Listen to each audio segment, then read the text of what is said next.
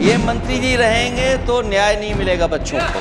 अखिलेश जी जब वहाँ दायित्व में थे उस सूबे की सारे सूची है कितने बार उत्तर प्रदेश में क्वेश्चन पेपर लीक हुए हैं। The Indian examination system is a fraud. देश की अभी की एग्जामिनेशन सिस्टम रबिश है सर। इससे दुर्भाग्यजनक बयान देश की नेता प्रतिपक्ष का कुछ नहीं हो सकता है। I don't even think he understands the fundamentals of what is going on here. आप प्रश्न क्या है आपका? आ रहा हूँ सर। सर ये मैं क्वेश्चन को सेटअप कर रहा हूँ। इसलिए प्रश्न पूछ रहे हैं। ये the issue is that there are millions of students in this country who are extremely concerned at what is going on and who are convinced that the Indian examination system is a fraud. That is what is at stake here. Millions of people believe that if you are rich and if you have money, you can buy the Indian examination system. And by the way, and this is the same feeling that the people in the opposition have. And that is why we are asking some very simple questions to Honorable Minister. Number one, as this is a systemic issue, what exactly are you doing to fix this issue at a systemic level? Yes. That's the first question. Okay. मेरे जो शिक्षा है, मेरे जो संस्कार है, मेरे जो सामाजिक जीवन है, मेरे को मेरे राज्य की, मेरे सूबे की जनता की स्वीकृति मिली है। मैं किसी की, मेरे बौद्धिक और मेरे संस्कार की सर्टिफिकेट मेरे को सारी सदन में किसी से नहीं चाहिए। देश की प्रजातंत्र में चुन के मेरे नेता प्रधानमंत्री मोदी जी को प्रधानमंत्री की भूमिका दिया है। मैं उनकी निर्णय से यहाँ उत्तर दे रहा हूँ सदन को।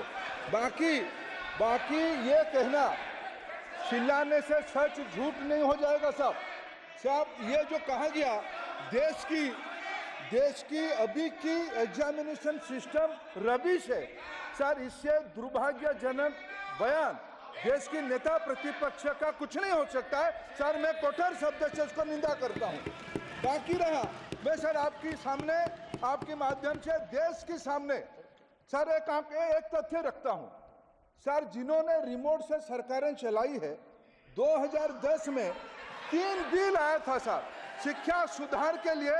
उन्हीं की पार्टी के नेता आदरणीय कपिल सिब्बल साहब 3 बिल लाए थे। उसमें से एक बिल था एजुकेशन, उसमें एक बिल था prohibition of unfair practice bill 2010, जिसकी उद्देश्य एजुकेशन इंस्टीट्यूशन में माल प्रैक्टिस को बंद करना।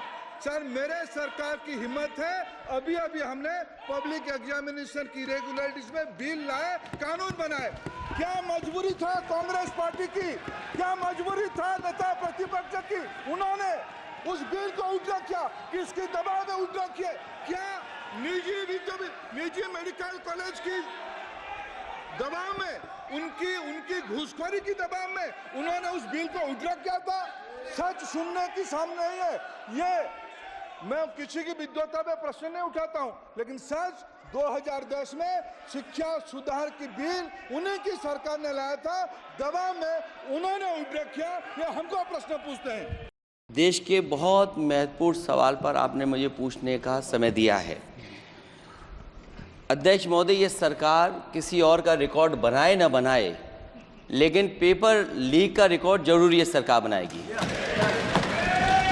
अध्यक्ष महोदय, मुझे इसके बैकग्राउंड में नहीं जाना है कि अध्यक्ष महोदय मुझे बैकग्राउंड में नहीं जाना है कि कब कैसे किस संस्था को बनाया गया है। पूरे देश के छात्र इस पे आंदोलित थे। लगातार अखबार और सीबीआई की जांच के बाद चीज़ें सामने आ रही हैं, लोग पकड़े जा रहे हैं, जेल भेजे जा रहे हैं। मैं अध्यक्ष महोदय आपके माध्यम से पूछना चाहता हूँ मंत्री जी से, क्या सेंटर वाइज जिन बच्चों को सबसे ज़्यादा नंबर मिले हैं, क्या उसकी सूची जारी करेंगे? 30,000 सीटें जहाँ हैं, कई सेंटर अध्यक्ष महोदय ऐसे हैं जहाँ 2,000-2,500 बच्चे पास हो गए हैं। सरकारी सीटें 30,000 हैं, कई सेंटर में 2000 से ज़्यादा पास हो गए। कई प्रदेश के ऐसी जगह है जहाँ पर कुछ सेंटर से 600 से 650 से ज़्यादा सबसे ज़्यादा नंबर हैं। और अगर वो संस्था इतनी क्रेडिबल थी तो अध्यक्ष महोदय जिन सेंटर्स पे ये परीक्षा हुई उन सेंटर्स का इंफ्रास्ट्रक्चर क्या था? क्या मंत्री जी ने जानकारी की थी इस बात की? ओके। अध्यक्ष महोदय मेरे आपके माध्यम से एक ही निवेदन है कि बिना ये मंत्री जी रहेंगे तो न्याय नहीं मिलेगा बच्चों को। अध्यक्ष महोदय, आदरणीय अखिलेश जी की प्रश्न का मैं विनम्रता से उत्तर देना चाहूँगा कि अभी अभी सुप्रीम कोर्ट में चल रहा है केस। सुप्रीम कोर्ट ने ऑर्डर दिया पूरा विद्यार्थियों की सूची को वेबसाइट में उपलब्ध करा दो। सर, पिछले 3 दिन से देश भर की सारे विद्यार्थियों की लिस्ट पब्लिक डोमेन में उपलब्ध है। ये सारा चीज़ खुले पे है और कई प्रकार की तर्क आ चुका है। सर, मैं एक अभी उसमें केरल के विद्यार्थी भी अच्छे किए हैं। क्या हम ये कहेंगे भी वहाँ भी कुछ गड़बड़ी हुई थी? ऐसे आरोप करना, मैं देश की ग्रामीण इलाका, देश की एसटी एससी इस बार सबसे अच्छा परफॉर्मेंस करने वाले देश की एसटी एससी ग्रामीण बैकग्राउंड आर्थिक पिछड़े लोगों की है। क्या हम उनकी मेधा को हम चुनौती देते हैं? और बाकी रहा क्वेश्चन पेपर लीक की, सर मैं शुरू से मेरा एक स्टैंड रहा, राजनीति नहीं करना, लेकिन अखिलेश जी जब वहाँ दायित्व में थे उस सूबे की, सर सारे सूची है कितने बार उत्तर प्रदेश में क्वेश्चन पेपर लीक हुए हैं। विषय महत्वपूर्ण था, मैंने सबको अलाउ किया,